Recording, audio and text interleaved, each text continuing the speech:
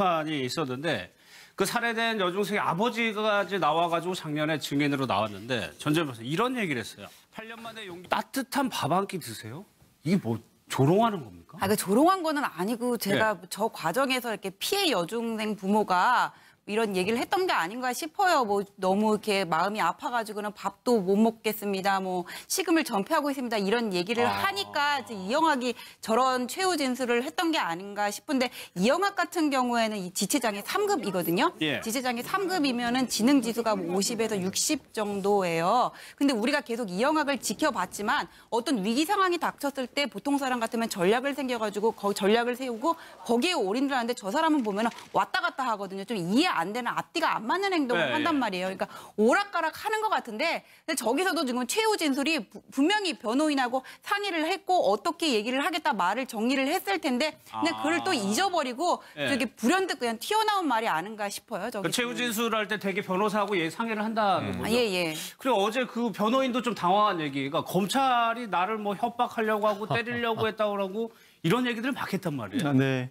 이영학이 최후 진술을 하는 과정에서 출석한 피해자 부모에게는 사과를 하면서도 검찰에 대해서는 날을 세웠습니다.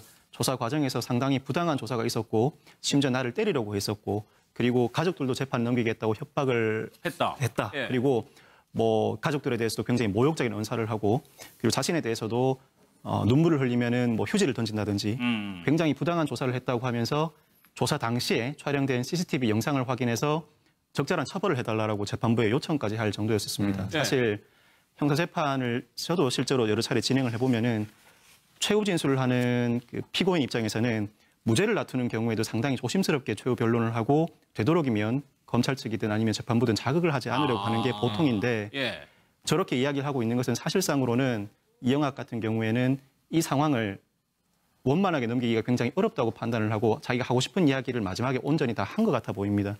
저렇게 얘기를 하고 있으니까 실제로 사실의 당부를 떠나서 저렇게 날을 세우고 있으니까 오히려 그 옆에 있던 국선 변호인도 사실 사전에 합의된 상황이 아니었을 거예요. 그러니까 굉장히 당황해서 제가 이런 얘기 하지 말라고 했었는데 이렇게 얘기하게 됐다 죄송하다라고 이야기까지 할 정도로 변호인의 태도도 굉장히 이례적인데 그런 태도를 이끌어내게끔 한 이영학의 태도가 굉장히 이례적이었습니다.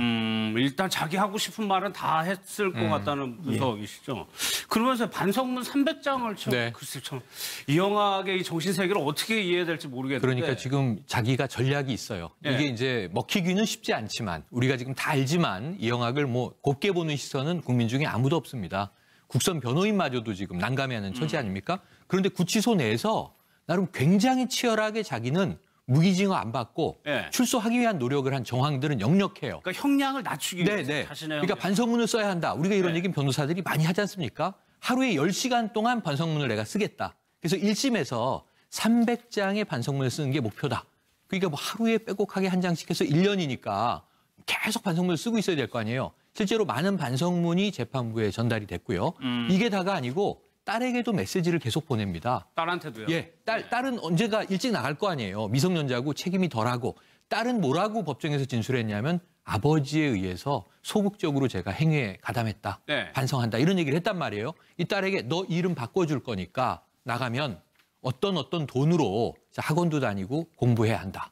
뭐 굉장히 아버지 같은 얘기를 또 딸에게 메시지를 전해요.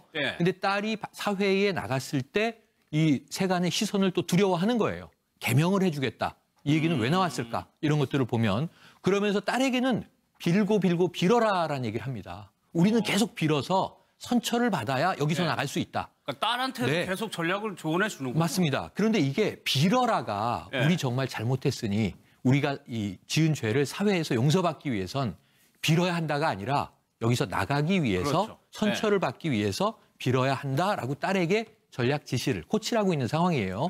그러고 보니까 지금 그 구치소에서 이제 준비했던 정황들이 이렇게 다 보도가 된 상황이니까 재판에서 하는 이야기 한올을 믿기가 어려워지는 겁니다. 그러니까 반성문을 300장을 낸다 그러면 재판부가 정말 반성하고 있구나라는 걸 판단을 해야 되는데 이건 아니잖아요. 그 반성문의 양보다는 질이 중요하겠죠. 이 사람이 네. 정말 반성하는 기미를 보여야 되는데, 근데 이영학이 지금 지인들한테 보낸 편지가 공개된 거는 수용자라 경우에도 뭔가 중범죄에 해당한 거나 증거를 인멸할 염려가 있을 경우에는 이렇게 검열이 가능하거든요, 부분적으로. 그래서 이게 언론사에 이렇게 공개가 되게 된 루트가 아닌가 그렇게 제가 추측은 되는데요. 지금 이 내용을 보면은 1심에서 무기징역 받고 뭐 항소심에서 감형을 받자느니 뭐 심신미약 임명 시 국가상대 손해배상 청구를 하는데 뭔가 어디서 들은 거는 많은 네, 것 같아요. 그러니까 이영학의 지금 문제가 뭐냐면은 뭔가를 정리하는 능력이 없어요. 같은 방에 있는 수용자들한테도 주어들은 이런 정보를 가지고 아 이렇게 하면 되겠구나, 이렇게 하면 감형이 되겠구나. 정보들은 많은데 이거를 취합해서 내가 어떻게 해야 되겠지 전략을 세워야 되는데 이게 마치 포도송이가처럼 이것도 있대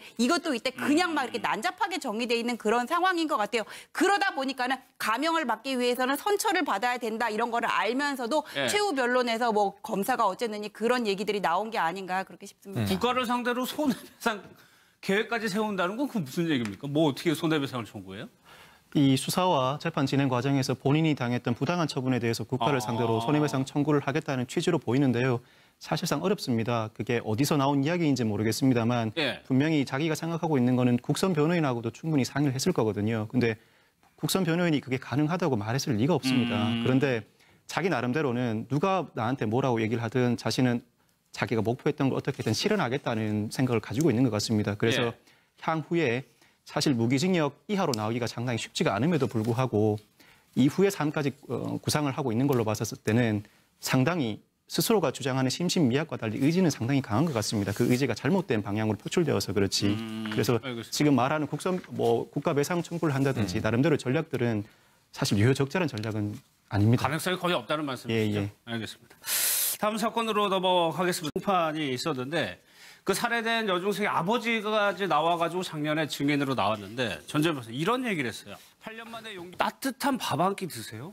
이게 뭐 조롱하는 겁니까? 그 조롱한 거는 아니고 제가 저 과정에서 이렇게 피해 여중생 부모가 이런 얘기를 했던 게 아닌가 싶어요. 뭐 너무 이렇게 마음이 아파가지고는 밥도 못 먹겠습니다. 뭐 식음을 전폐하고 있습니다. 이런 얘기를 하니까 이제 이영학이 저런 최후 진술을 했던 게 아닌가 싶은데 이영학 같은 경우에는 이 지체장애 3급이거든요. 예. 지체장애 3급이면은 지능 지수가 50에서 60 정도예요. 근데 우리가 계속 이영학을 지켜봤지만 어떤 위기 상황이 닥쳤을 때 보통 사람 같으면 전략을 생겨가지고 전략을 세우고 거기에 올인을 하는데 저 사람은 보면은 왔다 갔다 하거든요. 좀 이해 안 되는 앞뒤가 안 맞는 행동을 네, 한단 예. 말이에요. 그러니까 오락가락 하는 것 같은데 근데 저기서도 지금 최후 진술이 분명히 변호인하고 상의를 했고 어떻게 얘기를 하겠다 말을 정리를 했을 텐데 근데 그걸 또 잊어버리고 예. 저게 불현듯 그냥 튀어나온 말이 아닌가 싶어요. 저기 그 최후 진술할 때 되게 변호사하고 상의를 한다는 거죠. 예. 그리고 어제 그 변호인도 좀 당황한 얘기가 검찰이 나를 뭐 협박하려고 하고 때리려고 했다고 하고 이런 얘기들을 막 했단 말이에요. 네. 이영학이 최후 진술을 하는 과정에서 출석한 피해자 부모에게는 사과를 하면서도 네. 검찰에 대해서는 나를 세웠습니다. 조사 과정에서 상당히 부당한 조사가 있었고 심지어 나를 때리려고 했었고 그리고 가족들도 재판 넘기겠다고 협박을 했다. 예. 그리고 뭐 가족들에 대해서도 굉장히 모욕적인 언사를 하고 그리고 자신에 대해서도 눈물을 흘리면은 뭐 휴지를 던진다든지 굉장히 부당한 조사를 했다고 하면서 조사 당시에 촬영된 CCTV 영상을 확인해서 적절한 처벌을 해달라고 재판부에 요청까지 할 정도였었습니다. 네. 사실 형사재판을 저도 실제로 여러 차례 진행을 해보면은 최후 진술을 하는 그 피고인 입장에서는 무죄를 다투는 경우에도 상당히 조심스럽게 최후 변론을 하고 되도록이면 검찰 측이든 아니면 재판부든 자극을 하지 않으려고 하는 게 보통인데 예. 저렇게 이야기를 하고 있는 것은 사실상으로는 이영학 같은 경우에는 이 상황을 원만하게 넘기기가 굉장히 어렵다고 판단을 하고 자기가 하고 싶은 이야기를 마지막에 온전히 다 한 것 같아 보입니다. 저렇게 얘기를 하고 있으니까 실제로 사실의 당부를 떠나서 저렇게 나를 세우고 있으니까 오히려 그 옆에 있던 국선 변호인도 사실 사전에 합의된 상황이 아니었을 거예요. 그러니까 네. 굉장히 당황해서 제가 이런 얘기 하지 말라고 했었는데 이렇게 얘기하게 됐다 죄송하다라고 이야기까지 할 정도로 변호인의 태도도 굉장히 이례적인데 그런 태도를 이끌어내게끔 한 이영학의 태도가 굉장히 이례적이었습니다. 일단 자기 하고 싶은 말은 다 했을 것 같다는 분석이시죠. 그러면서 반성문 300장을 네. 글쎄 참 이영학의 이 정신세계를 어떻게 이해해야 될지 모르겠는데. 그러니까 지금 자기가 전략이 있어요. 예. 이게 이제 먹히기는 쉽지 않지만 우리가 지금 다 알지만 이영학을 뭐 곱게 보는 시선은 국민 중에 아무도 없습니다. 국선 변호인마저도 지금 난감해하는 처지 아닙니까? 그런데 구치소 내에서 나름 굉장히 치열하게 자기는 무기징역 안 받고 네. 출소하기 위한 노력을 한 정황들은 역력해요. 그러니까 형량을 낮추기 위해서 네. 자신의 그러니까 반성문을 써야 한다. 우리가 이런 네. 얘기는 변호사들이 많이 하지 않습니까? 하루에 10시간 동안 반성문을 내가 쓰겠다. 그래서 1심에서 300장의 반성문을 쓰는 게 목표다. 그러니까 뭐 하루에 빼곡하게 한 장씩 해서 1년이니까 계속 반성문을 쓰고 있어야 될 거 아니에요. 실제로 많은 반성문이 재판부에 전달이 됐고요. 이게 다가 아니고 딸에게도 메시지를 계속 보냅니다. 딸한테도요? 예, 딸은 언제가 일찍 나갈 거 아니에요. 미성년자고 책임이 덜하고. 딸은 뭐라고 법정에서 진술했냐면 아버지에 의해서 소극적으로 제가 행위에 가담했다. 네. 반성한다. 이런 얘기를 했단 말이에요. 이 딸에게 너 이름 바꿔줄 거니까 나가면 어떤 돈으로 학원도 다니고 공부해야 한다.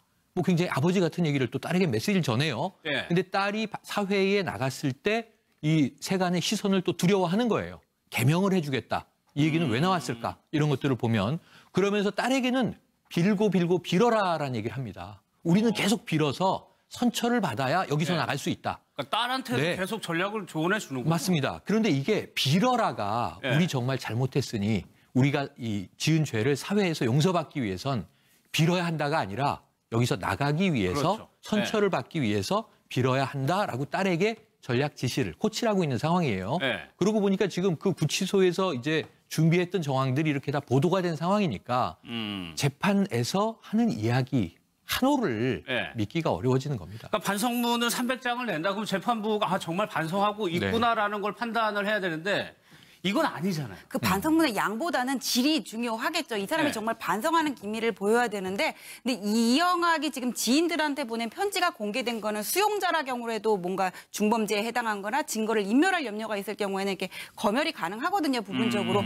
그래서 이게 언론사에 이렇게 공개가 되게 된 루트가 아닌가 그렇게 제가 추측은 되는데요. 지금 이 내용을 보면은 1심에서 무기징역 받고 뭐 항소심에서 감형을 받자느니 뭐 심신미약 인용 시 국가상대 손해배상 청구를 하는데 뭔가 어디서 들은 거는 많은 네, 것 네. 같아요. 그러니까 이영학의 지금 문제가 뭐냐면은 뭔가를 정리하는 능력이 없어요. 같은 방에 있는 수용자들한테서 주어들은 이런 정보를 가지고 아 이렇게 하면 되겠구나, 이렇게 하면 감형이 되겠구나 정보들은 많은데 이거를 취합해서 내가 어떻게 해야 되겠지 전략을 세워야 되는데 이게 마치 포도송이가처럼 이것도 있대 그냥 막 이렇게 난잡하게 정의돼 있는 그런 상황인 것 같아요. 그러다